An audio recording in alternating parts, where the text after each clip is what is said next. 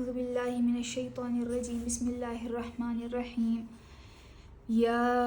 أيها الناس كلوا مما في الأرض حلالا طيبا ولا تتبعوا خطوات الشيطان إنه لكم عدو مبين إنما يأمركم بالسوء والفحشاء وأن تقولوا على الله ما لا تعلمون وإذا قيل لهم اتبعوا ما أنزل الله قالوا بل نتبع ما ألفينا عليه آباءنا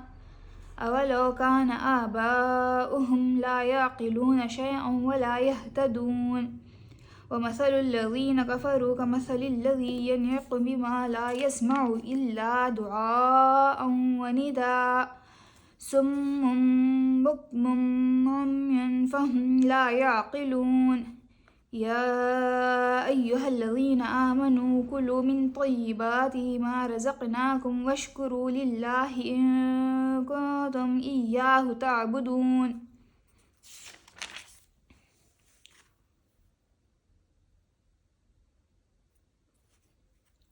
لوگوں، زمین میں جو حلال اور پاک چیزیں ہیں انہیں کھاؤ اور شیطان کے بتائے ہوئے راستوں پر نہ چلو، وہ تمہارا کھلا دشمن ہے،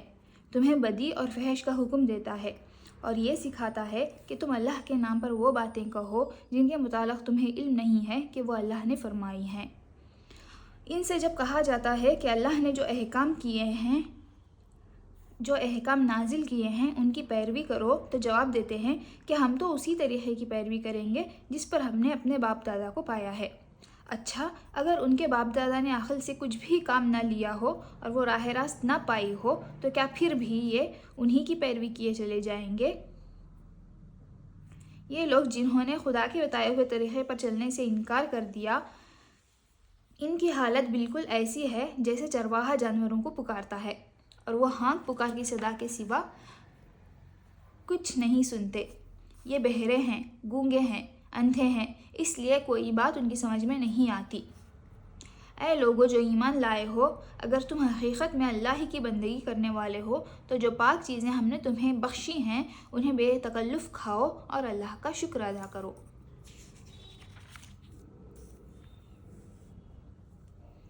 لوگوں، زمین میں جو حلال اور پاک چیزیں ہیں انہیں کھاؤ اور شیطان کے بتائے ہوئے راستوں پر نہ چلو، یعنی کھانے پینے کے معاملے میں ان تمام پابندیوں کو توڑ ڈالو جو تہمات اور جاہلانہ رسموں کی بنا پر لگی ہوئی ہیں۔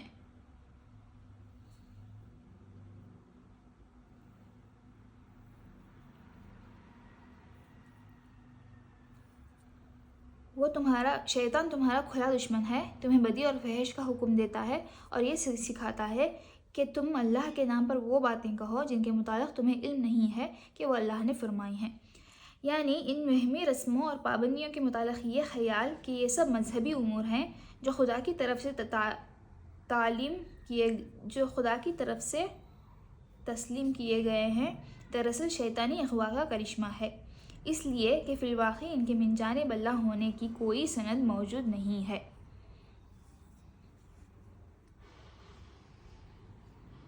ان سے جب کہا جاتا ہے کہ اللہ نے جو احکام نازل کیے ہیں ان کی پیروی کرو، تو جواب دیتے ہیں کہ ہم تو اسی طریقے کی پیروی کریں گے جس پر ہم نے اپنے باپ دادا کو پایا ہے،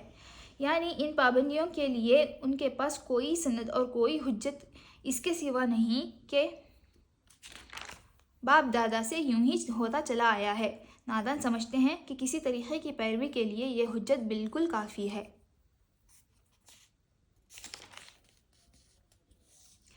ان کی حالت بالکل ایسی ہے جیسے چرواہا جانوروں کو پکارتا ہے اور وہ ہانک پکار کی صدا کے سوا کچھ نہیں سنتے۔ اس تمثیل کے دو پہلو ہیں، ایک یہ کہ ان لوگوں کی حالت ان بے عقل جانوروں کی سی ہے جن کے گلے اپنے اپنے چرواہوں کے پیچھے چلے جاتے ہیں اور بغیر سمجھے بوجھے ان کی صداؤں پر حرکت کرتے ہیں، اور دوسرا پہلو یہ ہے کہ ان کو دعوت و تبلیغ کرتے وقت ایسا محسوس ہوتا ہے کہ گویا جانوروں کو پکارا جا رہا ہے، جو فقط آواز سنتے ہیں مگر کچھ نہیں سمجھتے کہ کہنے والا ان سے کیا کہتا ہے۔ اللہ تعالیٰ نے الفاظ ایسے جامع استعمال فرمائے ہیں کہ یہ دونوں پہلو ان کے تحت آ جاتے ہیں۔ اے لوگو جو ایمان لائے ہو، اگر تم حقیقت میں اللہ ہی کی بندگی کرنے والے ہو تو جو پاک چیزیں ہم نے تمہیں بخشی ہیں انہیں بے تکلف کھاؤ اور اللہ کا شکر ادا کرو۔ یعنی اگر تم ایمان لا کر صرف خدائی قانون کے پیرو بن چکے ہو جیسا کہ تمہارا دعویٰ ہے، تو پھر وہ ساری چھوت چھات اور زمانہ جاہلیت کی وہ ساری بندشیں اور پابندیاں توڑ ڈالو جو پنڈتوں اور پروہتوں نے، ربیوں نے اور پادریوں نے، جوگیوں اور راہبوں نے اور تمہارے باپ دادا نے قائم کی تھیں۔ جو کچھ خدا نے حرام کیا ہے اس سے تو ضرور بچو، مگر جن چیزوں کو خدا نے حلال کیا ہے انہیں بغیر کسی کراہت اور رکاوٹ کے کھاؤ پیو۔